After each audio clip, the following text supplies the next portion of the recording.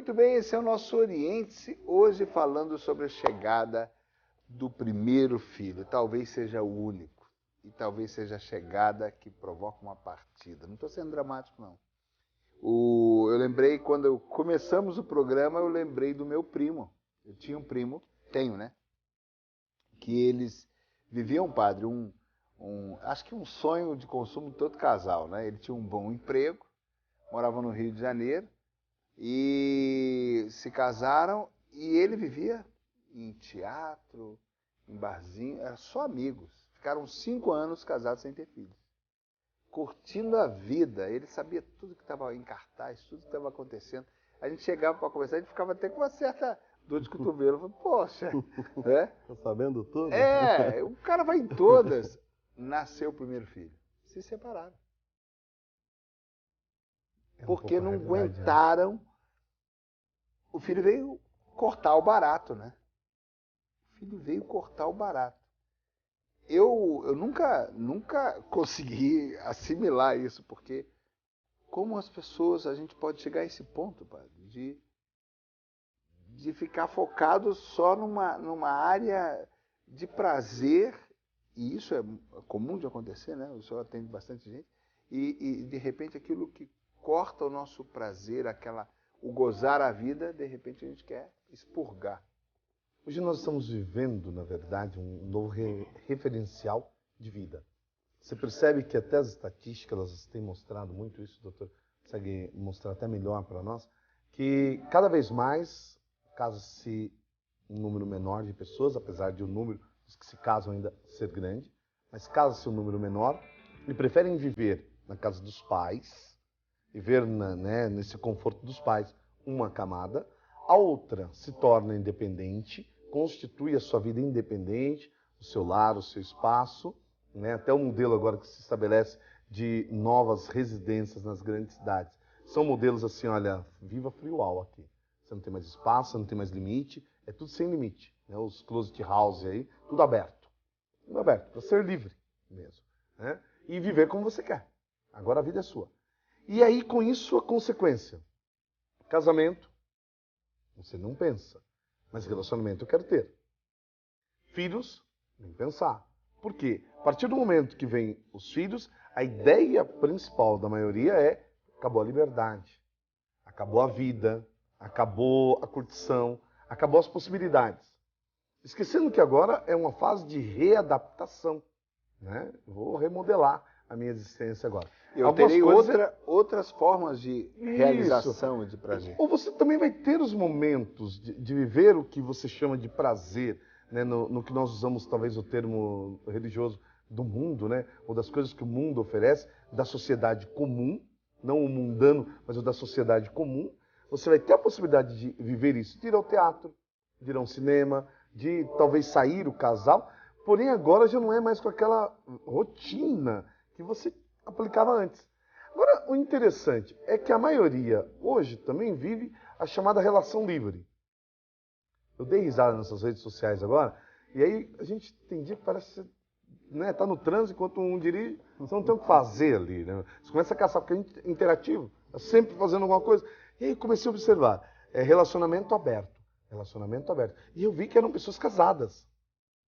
Estas. Escrito lá, relacionamento aberto. Aí eu fui perguntar para um, tem esse relacionamento aberto? Pode qualquer coisa? A pessoa, calma, padre, eu não estou ainda nessa promiscuidade toda. Mas assim, ele tem a vida dele, eu tenho a minha vida. Né? Nós podemos... Eles são casados? São casados, mas não têm filhos. Então, aí achei interessante. Fui olhar no perfil, o marido estava numa cidade e a esposa em outra. Um foi conhecer uma região e o outro.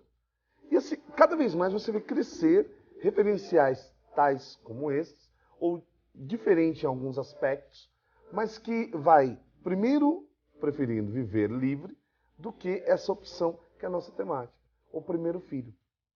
Porque normalmente dizem que ele gera uma crise. Como você mesmo colocou, para alguns, a ruptura. Né?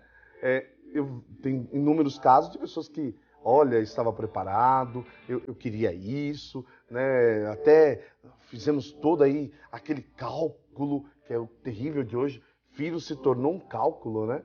Filho se tornou um valor, um dispêndio dentro da casa, então a gente tem que fazer agora a aritmética de quanto vai custar ter uma criança, quanto eu vou ter que dispendiar com isso, com aquilo outro. Coisa que os nossos pais não arquitetaram. Eu nunca fiz. Mas é interessante isso hoje. Nunca nem pensei Como, Lécio, nisso. nós vamos vendo dentro da igreja mesmo, dentro da própria igreja. Você conversa às vezes com os jovens, você conversa com aqueles que estão entrando no mundo do mercado hoje, essa discussão, o valor. Mas você é religioso.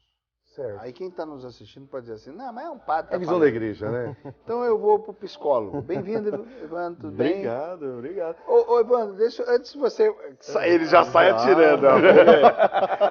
Evandro, antes de você começar a sacar a arma, deixa eu fazer uma pergunta para você, porque eu tive uma crise. A única que eu identifico, assim. A gente casa, eu casei. E depois que você começa a perceber que o outro também tem chulé, que o outro também ronca, que o outro também tem uma hora de manhã, que o outro também acorda descabelado. Você está falando isso dela, mas ela com certeza diz isso com relação a você, né? Claro. Você está fazendo um comentário que ela fez de você, né? Chumbo trocado não dói, padre. Para dizer assim, a gente quando começa a tocar na real, e até no emocional, na característica do jeito que o outro é, né? Porque aí no dia a dia você começa a ver os aspectos que você desconhecia, que são próprios, peculiares. Por exemplo, uma pessoa, a minha filha mais nova é assim, ela só melhora de humor de manhã depois que ela toma café. Antes de tomar café, ela não gosta de falar com ninguém. E sempre foi assim, desde neném. Então é engraçado isso da pessoa, né? E às vezes você não percebe isso, depois de casado isso começa a te incomodar. Então, eu quero dizer assim, nos primeiros meses você tem às vezes uma adaptação um pouco difícil. Eu tenho um casal amigo meu que não conseguia dormir junto, pai. Porque ele dormia de perna encolhida e ela também. Eles levaram meses, interessante, ele falou que levou quase um ano para conseguirem ter paz e falar, agora sim, encaixamos. Se eu vendesse colchão, agora eu faria propaganda, né? Vamos para aquela maior. Mas é uma coisa besta, padre, mas que olha como pesa, como incomoda. Então, isso sim, eu penso até que é razoável, é natural, né? Mas o padre citou de crise, porque isso vai dar crise, aquilo vai dar crise, e é tão racional. E, vem cá, Evandro, você como psicólogo, não tem muita coisa que é tabu? Que falam da crise dos 40, não. A crise não sei o quê, a crise... Cada dia a crise começa numa etapa. Tem crise dos 20, dos 30, dos 40, dos 50. Agora o povo está vivendo mais, tem crise dos 70, dos 80. Ah, então... Então tem crise para tudo. É fictícia essa aqui. Olha, sabe aquela coisa que a gente decide muito o que a gente vai escrever na vida da gente? As coisas acontecem e tudo depende muito da forma que a gente lida com a situação. O padre, por exemplo, expôs uma situação que eu achei muito interessante, que é o seguinte: apesar de se ter um relacionamento, as pessoas não assumem verdadeiramente o relacionamento. E é muito interessante, né, padre? Quando é que uma criança nasce? Né? Quando é que uma criança vem ao mundo? No desejo dos pais. Aí muita gente em casa pode estar falando assim, bom, mas e a criança que não foi planejada? Isso já é um desejo. Porque quando, né, fomos ter uma noite agradável, de prazer, havia o desejo de não ter. Isso já é é uma sintonia, é um desejo. Ou há aquelas famílias que já programam, olha, esse ano tal, nós vamos ter. Mas você percebeu, uma das coisas que o padre estava falando... Tudo isso é o medo de correr risco. É o receio de se ver apertado. É o tamanho do meu problema que eu vou ter. É a dificuldade que vai acontecer. É o egoísmo. Eu não queria usar essa palavra, porque é uma palavra que a gente usa muito religiosamente. Mas um dos problemas sociais, Lécio, guarde isso. Não é da religião, então? Não. Graças a Deus, hein, pai? É a questão do egoísmo. Problema social. O padre estava falando que antigamente as pessoas tinham os filhos, era uma alegria, tinha 10 filhos, não sei o que lá. E hoje o que acontece? Olha, a minha conveniência me permite ter apenas um. A minha conveniência me permite não tolerar o outro, né? Então, assim, não deu certo, eu separo, eu vou dormir ali e tal. E qual que é o grande né? A grande sintonia da vida. O que é realmente buscar o prazer. Tudo que Deus criou no mundo é por prazer. O relacionamento, né, é também uma criação de Deus. O homem, o ser humano, né, o homem no sentido de ser humano, ele precisa relacionar-se, né? Quando o primeiro filho vem, o que acontece? Se eu estou permeado pelo egoísmo das minhas conveniências, é lógico que vai ser um incômodo terrível. Então, a dor realmente ensina a gemer? Olha, ou seja, o aperto, ele é, no fundo, benéfico, ele te ajuda a se virar, a dar um jeito, a buscar alternativa. Para pessoas que buscam sabedoria em Deus e querem melhorar de vida, assim, se não vira um meio de vida. Vou te ilustrar isso. Tem pessoas que vivem reclamando. E quando você dá uma oportunidade real de mudança, essas pessoas declinam. Né? A pessoa diz assim, o meu emprego é terrível. Aí você diz, olha, então, o que você gostaria de fazer na vida? Tal coisa. Você fala assim, eu te dou esse emprego. A pessoa fala, não, mas eu não estou preparado para tal. Por quê? Viver mal é um estilo de vida. Assim como querer viver bem também é um estilo de vida. Não depende de dinheiro, classe social, nada. Depende de decisão. Porque outro dia eu vi uma frase fantástica no Facebook. Hoje eu estou parafraseando aqui, né? Mas dizia assim, eis um prazer que o rico nunca vai ter. Pagar a última prestação. Para dizer, você pode ter momentos de alegria numa coisa pesada. Por exemplo, um filho exige de você noites em claro, exige de você gastos de fralda, exige de você uma paciência. E você não sabe, não recebeu o manual, como funciona aquela criança, né? Você não sabe o que ela tem, onde está doendo. Mas quando ela dá o primeiro sorriso, quando o filho chama você de pai, de papai, quando parece que aqueles meses todos tá pago. Paga tudo, né? Né? Exatamente. Então a gente pode encontrar alegria, né? Como o pobre na última prestação. Exatamente. Pagou 200 prestações. Quando ele terminei de pagar minha casa própria. Isso tem um significado. Então, o que muito custa, muito valor tem. Isso. Só que a questão é que hoje a gente precisa definir o que realmente tem valor. Porque às vezes as conveniências são mais caras do que o verdadeiro prazer da doação, do entender o outro, do compartilhar, né? Quando o filho vem, e, por exemplo, o meu irmão mais novo foi pai recentemente. Ele presenteou a nossa família com uma bela menina chamada Júlia, e que há menos de um mês nasceu e ela teve que ficar internada porque ela teve uma pequena desidratação, uma infecção urinária. E eu vejo o meu irmão que, ao mesmo tempo que a Júlia trouxe tanta alegria, né, aquela expectativa, os 9 meses, aquela coisa toda, também traz a preocupação que ele está toda hora no hospital, ele e a mulher dele ficam lá revezando e tal, cuidando, com aquela esperança de trazer a menina de volta o mais rápido possível, mas sabendo que tem que ter o quê? Paciência para que ela se recupere, que os antibióticos façam efeito. E aí, a gente fala, a vinda do primeiro filho, né, deve ser um motivo de união e não de desunião. Por que vira um motivo de desunião? Pelas conveniências, né? Então fica inclusive aquela briga. Mas então você acorda para trocar, você acorda para fazer isso, você acorda para fazer aquilo, você vai buscar... Fica aquele jogo de empurra. Mas nesse jogo de empurra a gente pode chegar ao ponto até de nem permanecer junto. Geralmente, até se que é o que acaba acontecendo, na verdade, a palavra conveniência se separa. No sentido da conveniência, né? Talvez eu não tinha chegado a essa expressão tão clara, no olhar mesmo tênue aí sobre cada um que eu vejo hoje compondo essa nova realidade. Né? Por que casam às vezes ficam muito tempo sem ter filhos? E aí a famosa história é que a gente vai curtindo um pouco a vida do casal. Isso, né? E vocês vão curtir a vida inteira. Não tem a vida inteira para curtir. como Talvez se vocês fosse- ainda estão querendo continuar a vida do solteiro. É como se Um pouco. ter o filho fosse o inferno. Né? A E gente o vai que curtir, não é. depois a gente tem um filho porque é obrigação social. E algumas pessoas pra estão me deixar, lembrando. E aí acabou a vida. Ou né? como Tô diz me a mulher, lembrando né? aqui- Eu não vou, a mulher não se realiza enquanto não é mãe.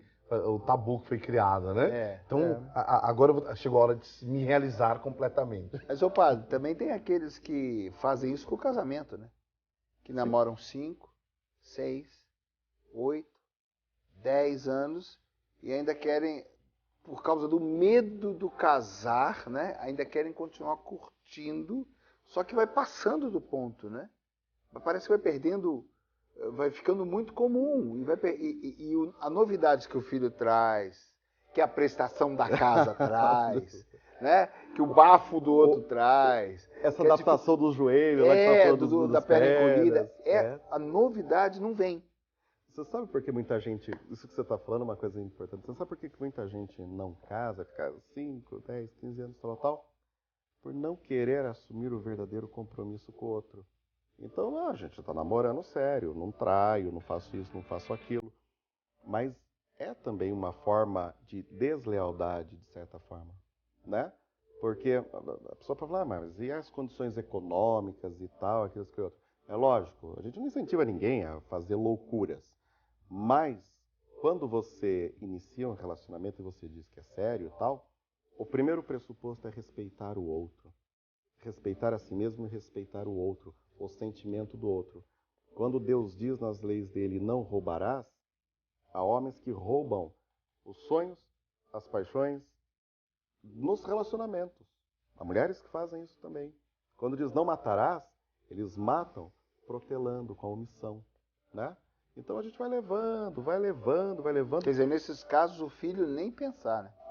O filho às vezes vem numa surpresa desagradável que força a pessoa A ter o compromisso que ela não queria. e aí Que você causa sabe ruptura no que final. causa Acaba ruptura. causando ruptura. E aí vão encher o saco do padre, né? Ou do advogado. Ou do advogado. Não, o advogado ele fica Não. contente. É quando está o padre e o advogado na mesma sala, fica difícil.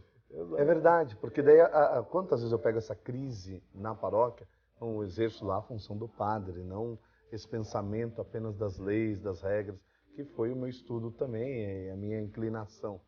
Mas ali um desafio. A pessoa agora ela quer se justificar apenas como um ser social, né, como um ser que tem direitos. E que a mulher não podia ter feito aquilo com ele. Ela não podia ter agido daquela maneira. Mas é um filho que está vindo. Mas ela não podia ter agido assim. Ela me disse que nós íamos esperar. E agora não dá mais. E aí agora ele parte para uma nova relação. É interessante isso. Que imediatamente se parte para a nova relação. E na nova relação é incidente. Parece que a inclinação da mulher, que ele constituiu uma nova união, ela também engravida. A primeira, que é o primeiro filho, ele causa toda aquela rejeição e tal. E já a segunda ele faz uma festa, um júbilo. Né? Não, mas essa daí estava preparada, a gente se programou. Não programou nada, começou agora. Que programação vocês tiveram? Vocês apenas fornicaram e aconteceu. Né? Então, pensando como um mero religioso. Mas agora pensando também como um ser social. Quer dizer, você não quis a responsabilidade daquilo que você constituiu, talvez, com uma forma um pouco imatura, que havendo maturidade, não vai ocasionar Mas aí essa situação. vem o que eu disse, aprendeu com a dor. Porque ele fala, bom, não vai ter jeito. Mais cedo ou mais tarde tem uma criança nessa história. Exato. Mesmo que inconscientemente ele assimila isso. E faz a festa com a segunda, enquanto que a primeira vive lá. A base agora da pensão ou o provimento alimentício lá para a criança, a provisão alimentícia, o que depois ainda, né, é uma das discussões que às vezes eu enfrento na hora do casamento. Então, hoje você tem muito essa realidade da pessoa que vai constituir uma união, mas que já tem filho de uma outra relação, às vezes não frutuosa até. E aí eu habitualmente na paróquia sempre pergunto sobre a outra criança. E eu arrumo uma briga danada ali naquela hora. Porque é muito fácil ter um filho. E difícil, às vezes, querer não só dar o provimento necessário no sentido material, mas também aquela cobrança que se faz natural. E a tua presença? Como é a sua participação? Também é uma forma de egoísmo, né, padre? Não, Super, ela tem um super. filho dela, mas nós vamos ter o nosso. Vamos ter o Isso nosso. que o padre está falando é importantíssimo, porque é um dos grandes problemas que a gente vê no consultório, que causam divórcios, mas divórcios e tal. Assim, são os meus filhos, os seus filhos. Porque hoje realmente as famílias, né? A pessoa se separaram, casaram, constituem família. É interessante.